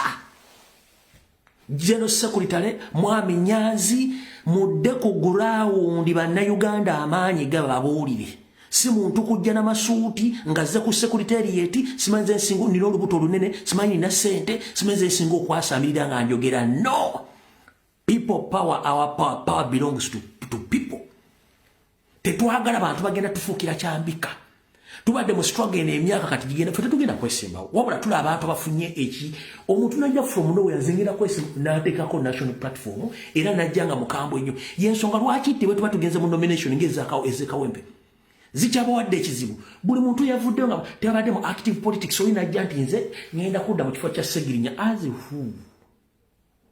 as who? Where have you been? The man whom you pursue to replace, he had been there. But from nowhere gozeti ngenda kwesimbawo obadde luddawa. Secretary General mukulu chairman Nyanzi n'abalala mudde ku ground mu syndicate team ezigenda okukola thorough investigations ku bantu abagenda okujja. Twetaaga bazoga nti twetaaga banoonya bifo.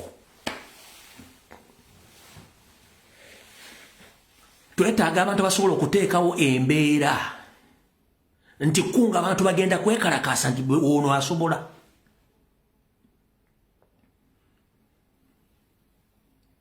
tukoya abantu baganti bambala masuti nga temanyi bagenda tukolera kubanga sente bazirina nenga ne posta zisinga message ya protest vote posta zisinga message yogendo kala kolenkala abantu njagala omulio MPN yavudeyo okugera ku kino ekintu nti NRM ya displaying enkala zaayo owalina okubeera enkala za electoral commission wadudda wa tekiriwo twali MP yakyogeddeko twali kansala yakyogeddeko remember bakansala basinga obungi bonna bagende wasali musale mugenda basunsula mutya n'okumanya baani abatagenda ba MP bagenda mugenda basunsula mutya era mumanya abagenda at this particular moment buli muntu yena eyatuyamu olukwe yandibadde yaweereddwa dde ebbaluwa mugamba nti tokyaliwa nuupu twakugoba ekyo ne kiggwa period gana amazima ngenda gabamba gajja baluma naye ngenda gabagamba mugategeere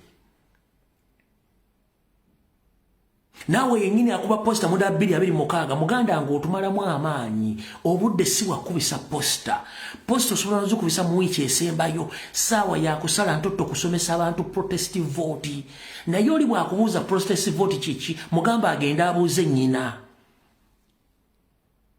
kuba tetwagala nnyo bbawa kyakukola nakubategeeza kyetugenda okupulana kuba kyetugenda okukola ompulya bulungi nnyo fe twagala bagamba kigambo kimu buli ateekayo posta essaawa zino wa posta nga ati mundaba 226 oyo si wankyukakyuka oyo wa wazalendo nkiddamu buli ateekayo posta naga mundaba 226 oyo si wankyukakyuka oyo wazalendo essaawa yakuso tosobola kungamba nti ovudde mbanga oyonje tooke nga tewasima kinnya kyalyo tewateeka mundu tewalabirira kitooke gweoyagala kutemako obutemi ttooke it is impossible oyina kumala kukola foundation na ground work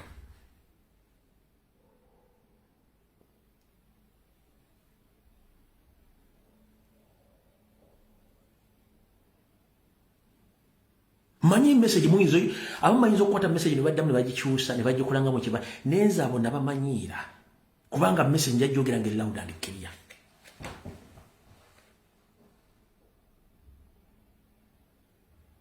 njajjogera ngeri loud and clear abamu ejja banyiiza naye nga amazima geego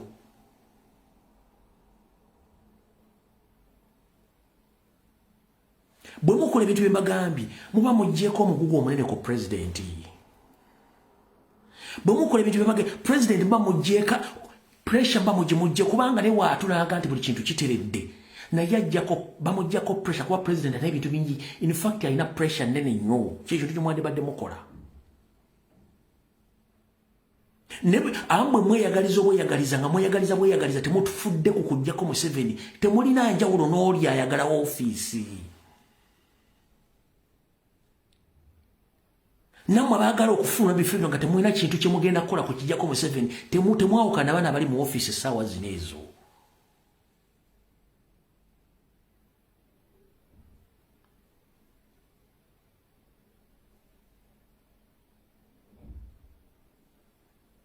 gwakuba posta musime muda tekigasa essaawa zino tekigasa tekina mukulu buli ayagala kaadi ng'ajagala ino gikolerera agikoleredde atya atulage butya mission ki nteekateeka ki zalina ezijjako Museveni first kibuuzo ekya nteekateeka ki zolina ezijjako Museveni nga fe tetunakubuulira zaffe kasitana n'agira oyo goba kaadi beemulemye newaba nga tumumanyi mubuuze gwe mu nteekateekayo nga ayagala okwesimbawo before nga kaotekanatuka olina nteekateeka kyejjako Museveni bwaba tagirina mujje temuwa kaadi twetaaga abantu nga bali well prepared bali well informed nga n'engeri endala empya gye tusobola okukozesa okuggyako Museveni gye twetaaga oli ajjanga ananagenda talina ngeri yonna manya talina gyagenda tutwala nga bwe tugenda ku interviews visa ne batubuuza wayi nti ogenda kukola kyogenda kukola kino kina yes omuntu yenna kataga nti agenda mubuuze owayo okubye posta nteekateeka ki gy'olina ejjako Museveni ng'ojjako gugenda okwesimba bw'oba tagirina toddamu kwasamira ku social media mbweneesimba wonno abasajja bayidde twetaaga coordinate twetaaga ekintu bayita teamwork ne coordination twetaaga ekintu kye bayita facilitation funayo abantu nga basatu basulambayo manyi nti basatu bebe bantu betwagala tukoye enkwezenge okitegedde bulungi neyo message sigenda kusukka kwa tugenda kusinkana ku lunaku lujja kuba lwakusatu ne ku lwokutaano wabula ku Lwokusatu mbagambye special broadcast gye ngenda okukola egenda kuba y'abantu naddala abakyala bannakazadde abafiirwako babba baabwe ne banyigirizibwa ebintu nga bibajjiddwako bajja baabwe oba abantu ba family. Ye program gye ngenda okukola kubanga waliwo injustices nnyingi ezintuuseeko nga sirina bwe ngenda kikola kuba siri munnamateeka naye nsobola okuyisaawo eddoboozi. Ekyo nakyo nga kimaze. Nakola ka video nakola ekiggwero gye ne mbagamba nti omuntu yenna nga bakufeze ssente zo eza visa nabawa procedures entuufu eziri mu mateeka. Procedure eri ntuufu eri mu mateeka ebeekulemye. Tonsindikira message nti gundi yanfeze. Nga bw'otaŋŋamba ng'owaayo ssente zo nga bakufera. Kiki ekikuleeta okuŋŋamba essaawa zino tibakufeze nze nkole ki nga mu kusooka tewasooka kuneebuuzaako. Nze oli wajja nakubuuza ndigundi jana visa ejja ttaka simanyira muga sidiringa mu visa sidiringa mu air ticket no era siri commendi nga bakola visa 1 owa visa wanaakubba ojja kuddowa nti nze nakulagirira ekyo kyo nkikola njira kiri ku likodi naye naawe agamba nti bakufeze eyakufera wamufuna otya lwaki bwe yamala okufera tojje wange okunga nti gundi yanfeze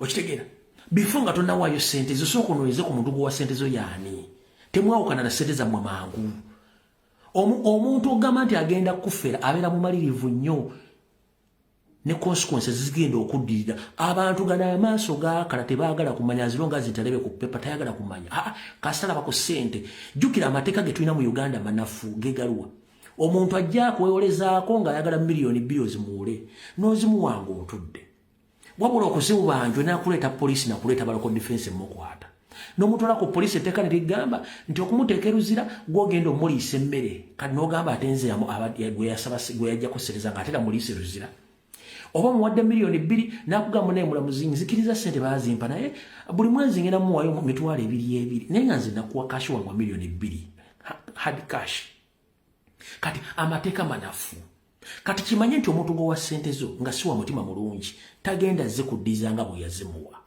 abantu bakalu kimanye abantu betambula nabo abantu mitima gyafa abantu bakyagala kumanya akujjako ssente nga yesesa wabula olumala byenga akola ebiddako kuba tayagala kumanya kati muganda wange gwajja nanga nti banfeze gundi yanfeze visa ono yanfeze project please bwali owaayo ssente wasooka kunne sibagamba kujja kuneebuuzaako nno wabula sooka weebuuza ku muntu weebuuza ku bantu ng'ogenda kukola ekintu bakuwe ku different ideas w'amagezi dani ng'ate ogenzeyo wokka n'okola ensobi ate n'olyoka odda otubuuza oba obuuza omuntu omulala kiba kikyamu ekizimbisa omwesi ku kkuba okulagirira sooka weebuuza ekitambuza amazzi ekiro buteebuuza nakugaba osanga motivation speaker ku TikTok oba ku Facebook ng'ayogera nnyo omuntu gaafa aveewo abasinga obuyayi babbi nnyo lwaki bakikola akola ebintu bino okusikiriza n'akusomesa ebintu nolabanga gyebiri n'amaana akuza mu sitole za visa z'ettaka ezaki ogenda okumaliriza nga akubbye naye nga yasooka ku preparinga ekyo motivation speakers kye bakola bamala ku preparinga omanye omubbi takubbira waawo omubbi amala kusomesa n'akugyiisa n'akuteeka mu layini nti nobayinga trust gyali nti omusajja ono bambi alabika muntu mwesimbu era ayogera bulungi nnyo kati bw'amala okuguza trust n'alyoka akusomera irimu y'okufera kati okuba nti yakuguza trust kasita akusomera irimu y'okufera oga nti kati motivation speaker amanyikiddwa abasinga obubbi bambala amasuuti bambala bulungi nnyo nga bweri moto y'abafere abafere b'e Kampala engatto zaabwe zibankuba eddagala